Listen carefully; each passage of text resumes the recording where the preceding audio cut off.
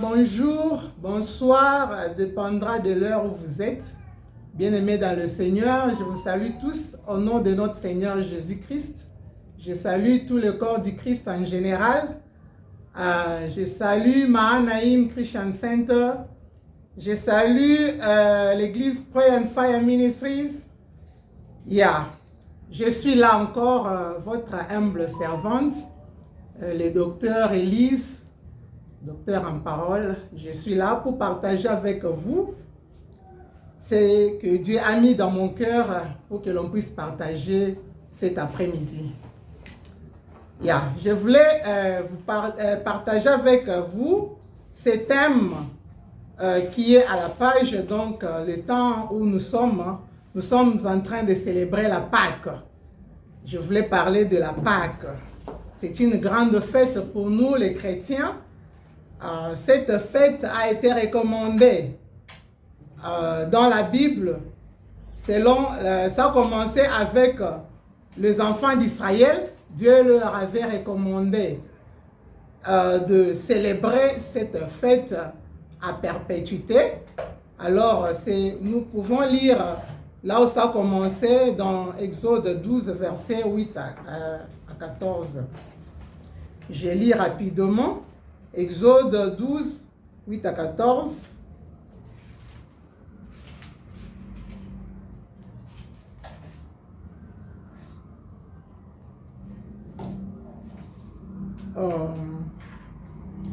Institution de la Pâque.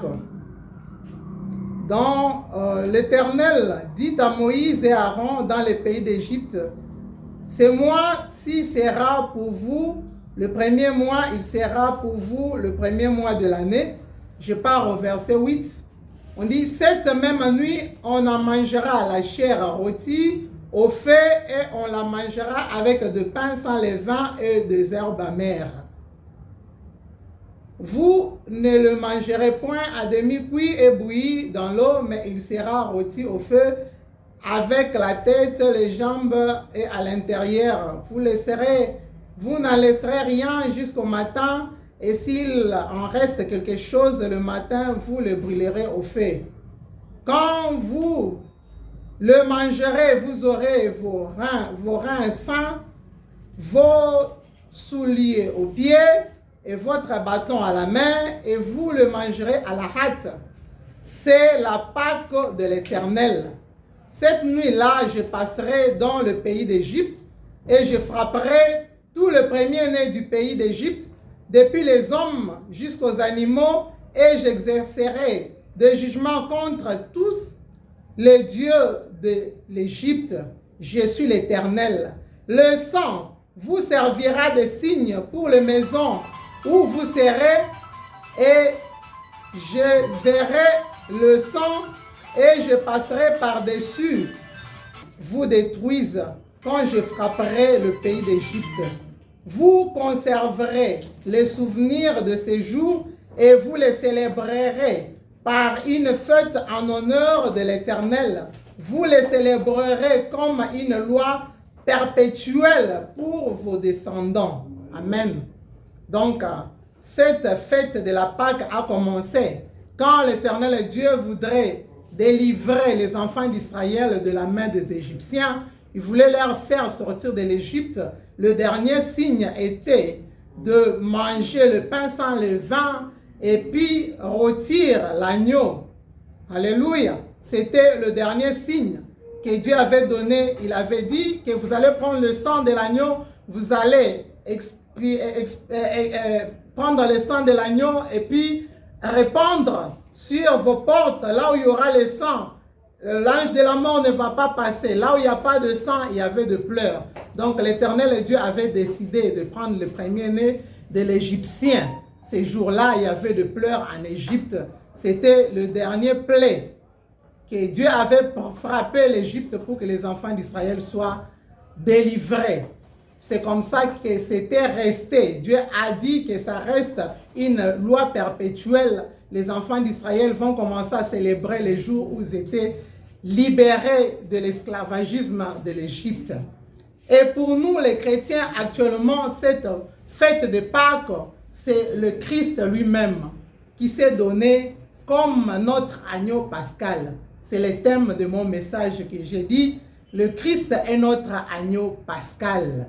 Donc Jésus-Christ s'est donné lui-même à la place de l'agneau que les Israélites faisaient cette loi perpétuelle, prendre l'agneau, tuer et puis prendre le sang pour expédier. Et cette loi a changé avec Christ. Christ est venu lui-même en tant qu'agneau. Alléluia. Christ s'est offert en tant qu'agneau. C'est comme ça que Dieu nous a appris à offrir. Cette fête de Pâques, moi je prends ça dans une autre dimension. Je prends ça dans le sens, on sait que c'est la mort et la résurrection du Christ. Jésus-Christ s'est donné comme l'agneau qui a été immolé pour nous. Il est mort à notre place et il est ressuscité. Mais pour moi, c'est une offrande que Dieu nous a donnée. Alors, je voulais développer ça sous forme de l'offrande. Dieu a d'abord offert lui-même. Alléluia. Dieu nous apprend à offrir. Il a offert, il a été la première personne à offrir. La plupart des gens nous disent que les premières personnes à offrir dans la Bible, il commence avec Caïn et Abel. Mais pour moi, selon la révélation, donc Dieu était la première personne, donc c'est lui-même d'abord qui avait commencé à offrir. Dans l'Ancien Testament, nous pouvons les lire dans le livre de Genèse 1, verset 27. Nous pouvons lire rapidement Genèse 1, verset 27. Dieu créa l'homme à son image.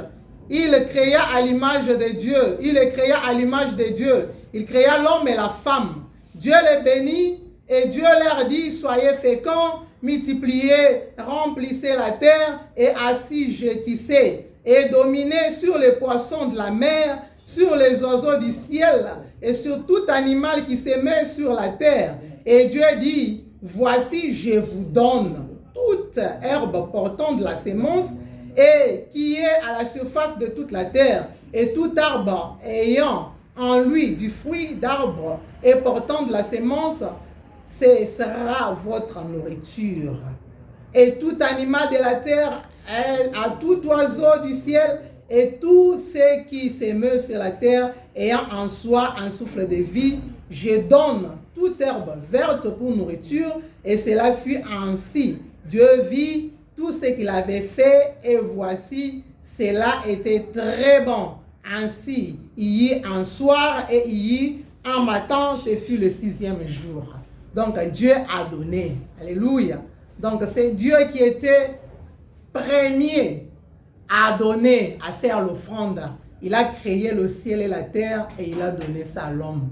C'était l'offrande de Dieu qu'il a donnée. C'était cette offrande-là. Il a dit, soyez féconds, multipliez-vous, remplissez, assujettissez la terre. Donc, ayez la domination sur la terre, dominez sur tout. Il a donné à l'homme. Alors, cette offrande-là a porté la jalousie à Satan. Satan était jaloux. Donc, toute offrande, nous devons savoir que quand il y a une offrande, ça crée la jalousie. C'est comme ça que Satan était jaloux. Il y a eu la haine. Toute offrande est toujours accompagnée. Il y a toujours la haine. Donc, quand quelqu'un fait une offrande, cela attire le combat. Cela attire la haine. Il y a la compétition. Il y a la médisance. Oh non, pourquoi lui ça? Pourquoi lui ceci? Quand Dieu donne, il donne. Aujourd'hui, les gens sont jaloux des autres. Quand Dieu donne à quelqu'un, pourquoi tu dois être jaloux? C'est une offrande. Donc Dieu le fait avec son bon vouloir. Il fait grâce à qui il veut. Si Dieu bénit quelqu'un, il ne faut pas être jaloux. C'est une offrande qu'il fait avec son cœur. Il ne faut pas avoir la jalousie. Ça, c'est le diable. Vous allez voir dans d'autres églises, on fait un don. Il y a peut-être, par exemple, 2 pasteurs. On donne à un. Quelqu'un vient, par exemple, offrir une voiture, l'autre qui est de l'autre côté, il devient jaloux. Pourquoi tu dois être jaloux? C'est une offrande, c'est Dieu qui a fait grâce à cette personne. La jalousie vient du diable. Il y a d'autres qui commencent à combattre, il y a la compétition. Oh non, pourquoi lui ceci? Non, c'est une grâce, c'est une offrande, c'est quelque chose que Dieu donne. Donc, il ne faut pas avoir jaloux, il ne faut pas être jaloux, il ne faut pas avoir la jalousie. Satan était jaloux, il est parti derrière la femme pour chercher à détruire cette offrande-là que Dieu avait donnée à l'homme. Il est parti avec des mensonges, mentir à la femme. Qu'est-ce que Dieu a dit? Qu'est-ce que Dieu a dit concernant ça? Cherchant seulement à détruire cette offrande. Ça, c'est le diable. C'est le diable. Alors, l'offrande comme définition, je vais dire ceci, la définition de l'offrande, selon ma révélation, je n'ai pas eu ça d'une personne, mais selon la révélation divine, l'offrande, c'est un acte ou une expression d'amour envers quelqu'un. Alléluia. C'est aussi un signe d'appréciation, de gratitude, de reconnaissance. Quand on aime, on donne. Alléluia. Quand on aime, on donne. C'est pourquoi Dieu nous donne puisqu'il nous a aimés. Nous devons aussi lui donner. La Bible nous dit, tu aimeras ton Dieu de tout ton cœur, de toute ton âme. Quand on aime, on doit donner. Donc, c'est aussi parmi les commandements de Dieu. C'est aussi parmi les commandements, puisque quand on dit, tu aimeras ton Dieu de tout ton cœur, c'est-à-dire, tu dois offrir aussi à Dieu par amour, par cet amour, puisque l'offrande, c'est un signe d'amour. C'est un signe de reconnaissance pour tout ce que Dieu a fait pour toi. Tu dois être reconnaissant. Il te donne, c'est une gratuité, quelque chose qu'on donne gratuit. On peut lire dans le livre de Marc 12, versets 29 à 31.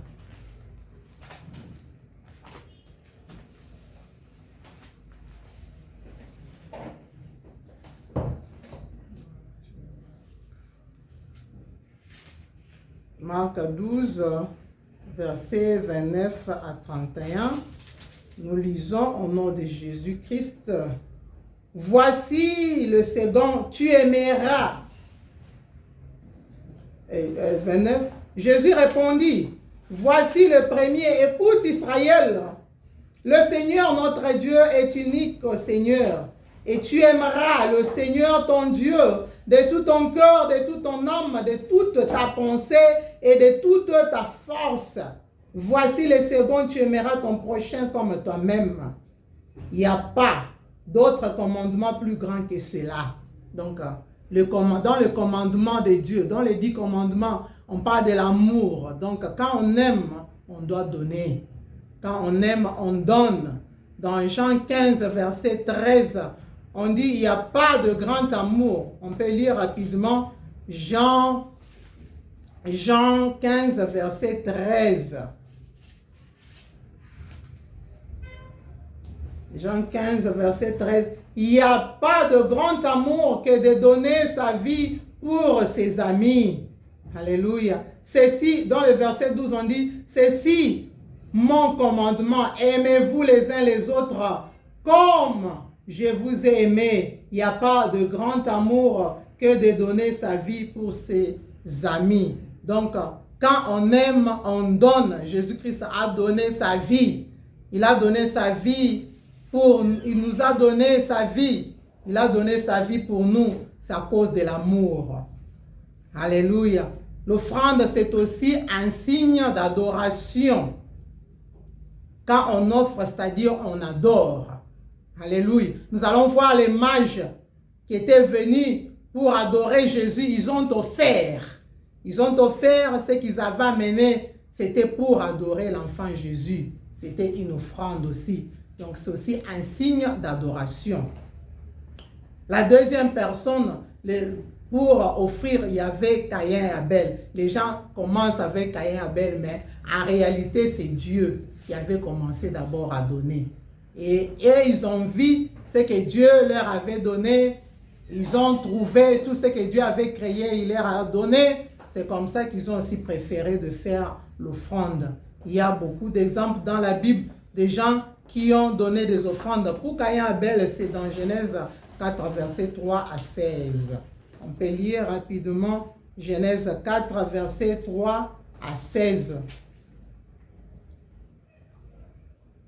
Au bout de quelque temps, Caïn fit à l'Éternel une offrande de fruits de terre et Abel, de son côté, en fit une de premier-né de son troupeau de leur graisse.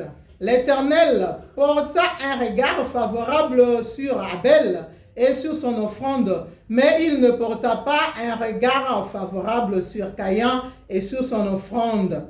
Caïn fut très irrité et son visage fut abattu. Et l'Éternel dit à Caïn, pourquoi es-tu irrité? Et pourquoi ton visage est-il abattu? Alléluia, je me limite d'abord par là. Le deuxième personne à offrir, c'était Caïn et Abel. Ils ont offert. Mais cette offrande, Dieu a agréé l'offrande d'Abel. Il a méprisé celui de Caïn. Et ça a apporté aussi la jalousie. Comme j'ai dit, l'offrande apporte toujours la jalousie. Quand quelqu'un donne, il y a la haine qui s'élève, il y a la jalousie, il y a la rancune, il y a le querelle, il y a la compétition. Tu veux être comme l'autre. Non, Dieu ne peut pas te créer comme l'autre. Si Dieu donne à celui-ci ce qu'il a, c'est à elle, c'est à lui. Toi aussi, tu as aussi ce que tu as. Contente-toi de ce que tu as.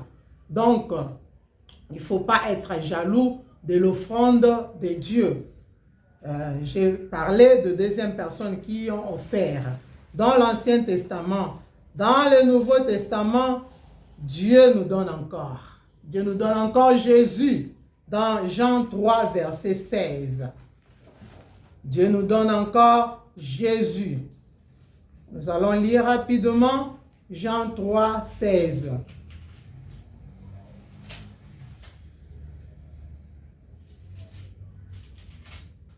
Jean 3, 16.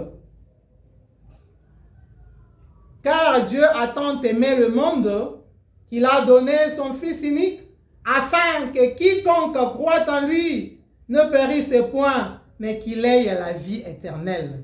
Donc Dieu donne encore l'offrande dans le Nouveau Testament.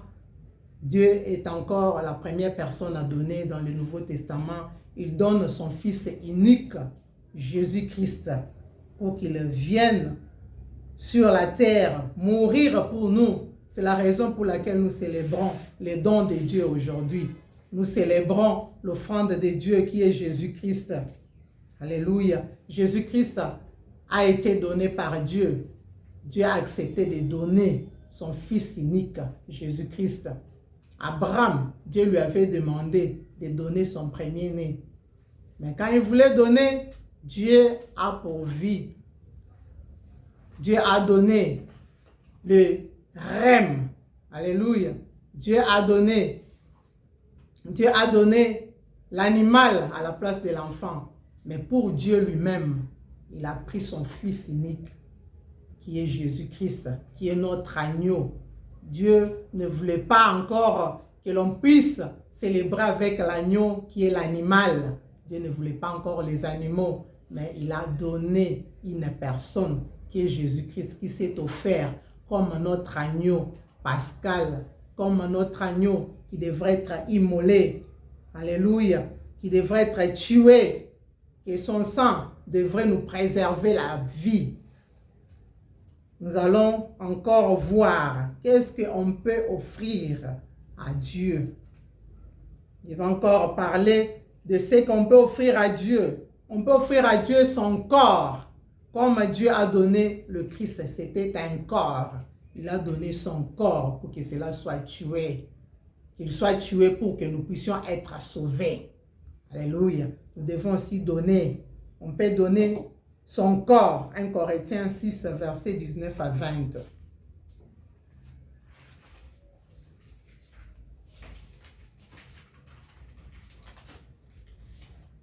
1 Corinthiens 6, 19 à 20.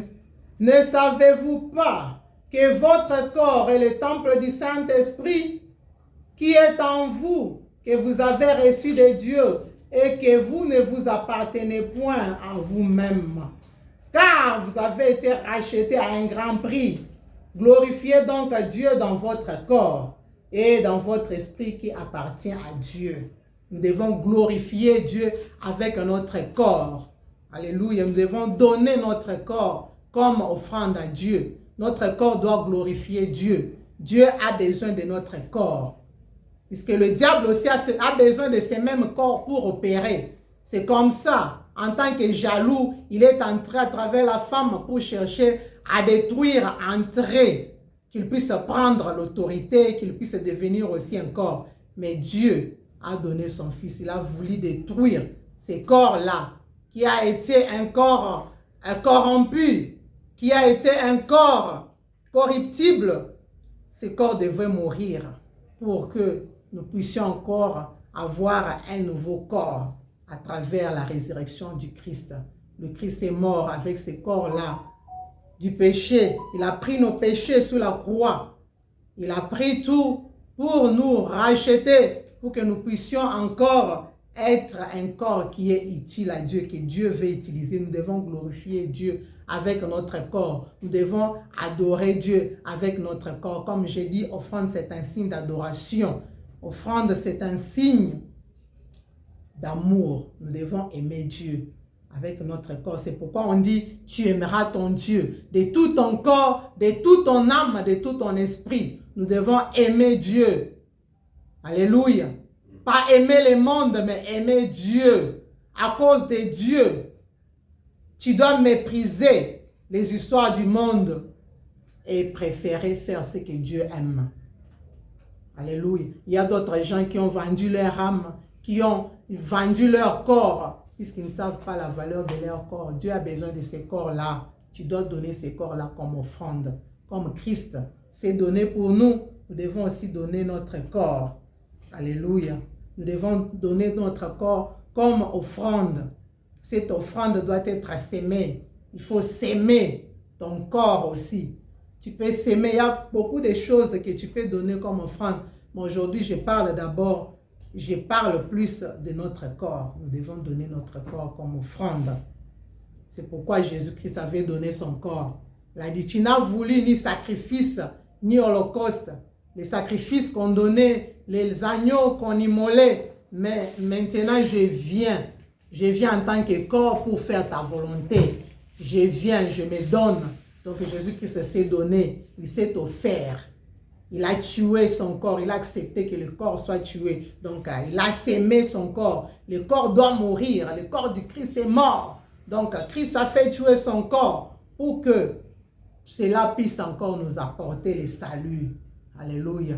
Donc le corps devrait mourir. Donc l'offrande doit être sémée. Christ a sémé son corps. Le corps doit mourir. Quand on donne la sémence part dans la terre. La sémence doit mourir. La sémence meurt pour que cela puisse se multiplier. C'est pourquoi on parle de beaucoup de chrétiens aujourd'hui. On parle de chrétiens à cause du Christ qui s'est donné un corps qui est mort, qui est parti dans la terre comme sémence pour se multiplier. C'est comme ça, on a beaucoup de chrétiens aujourd'hui. On a beaucoup des enfants de Dieu à travers une seule personne, Jésus-Christ, qui était mort pour nous, pour que nous puissions encore nous multiplier. Donc, c'est l'offrande de Dieu. Alléluia. Je vais aller dans le livre d'Ésaïe 53, verset 5.